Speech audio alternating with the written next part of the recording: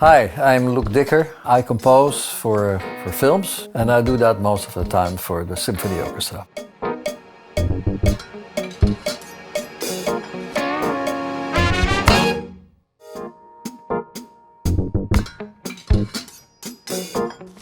I'm not positive about it, I must say. I came from a time where there was a budget for music in films, where you could compose without a sort of coercive signing with a publisher. If you write for the movies, the music goes with the movie and it's being published. The audience can just hear the music with the movie, so you don't need a publisher. So I'm coming from a time where that was not so much the case. If you had to sign up with a publisher, you had to give them some of your income. And you didn't have much of it, as a matter of fact, if nothing. And then there was a big competition coming where people offered themselves sort of free, and they would be happy to get some of the author rights from Buma Stemra, the copyright, as they call. And that was not very helping of getting the wages in the way. That was one of the reasons that I said by myself, okay, I'm not competing with a certain approach of writing a score. I'm specializing. In the whole of Europe, around 2005, that composers felt that they had to do something. And also in Holland, there was the first meeting of composers saying, we have to organize ourselves. First they said, well, we make a union and there has to be subsidy for film music. And I said by myself, well, if you have a union, then you have people who don't agree with each other. That's difficult. If you have subsidy for film, there is no producer who puts any money anymore in film, because as he says there is subsidy.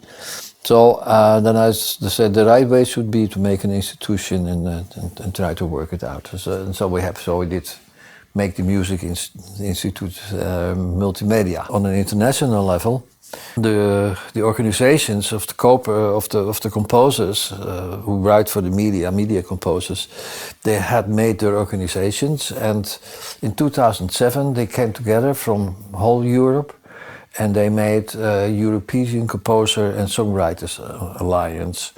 That would be a combination out of composers out of 26 European countries that would cooperate in getting together and defending the rights that were attacked from different sides.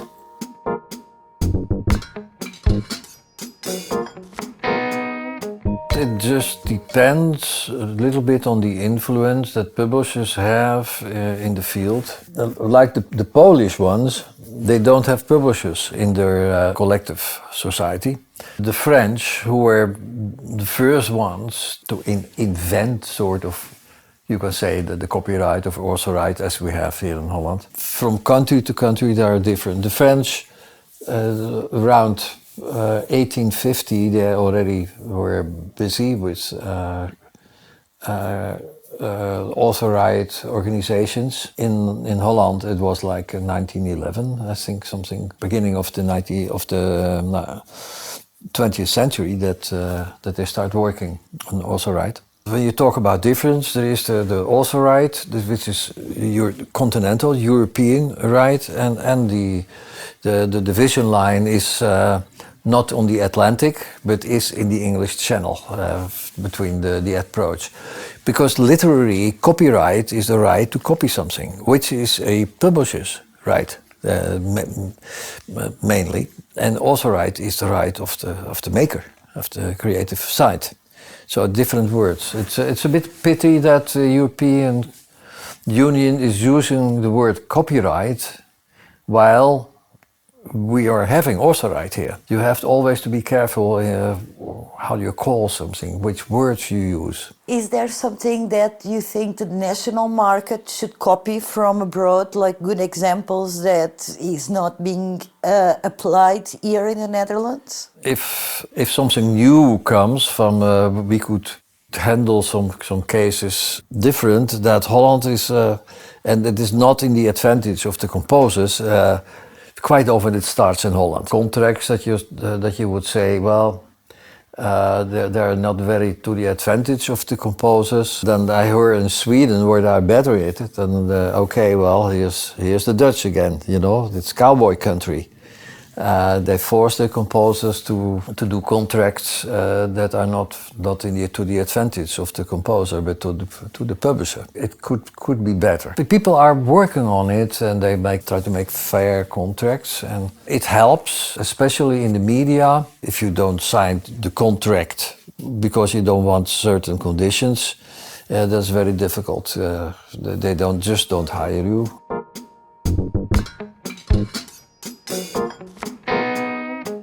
One of the most interesting aspects of life is that you cannot predict things. I mean, it would be boring if you would predict things, and things would go even more wrong than they go without predictions.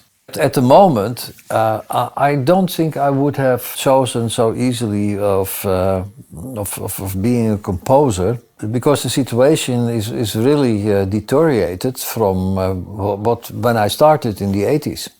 The budget, I assume, must be very different from that period. Yes, I got reasonably paid, if not well paid, in the first place. I didn't have to sign contracts that I sometimes find disgusting. That is one of the reasons I think that I don't work so much in the last few times. I mean, I got the standard. This is my wages, and it doesn't work for some reason. I don't care so much because there is other things, other projects I can do. For composers, I think they have to work very hard on the conditions that are not comparable to what they were 30, 40 years ago. I imagine also for your type of composing that involves orchestras. And do you still find these budgets available in the Netherlands? Yeah, you don't find it so much that directors get the composers unless they really fight for it. The budget is a very important thing. I hope you enjoyed this episode. Don't forget, there's more to watch.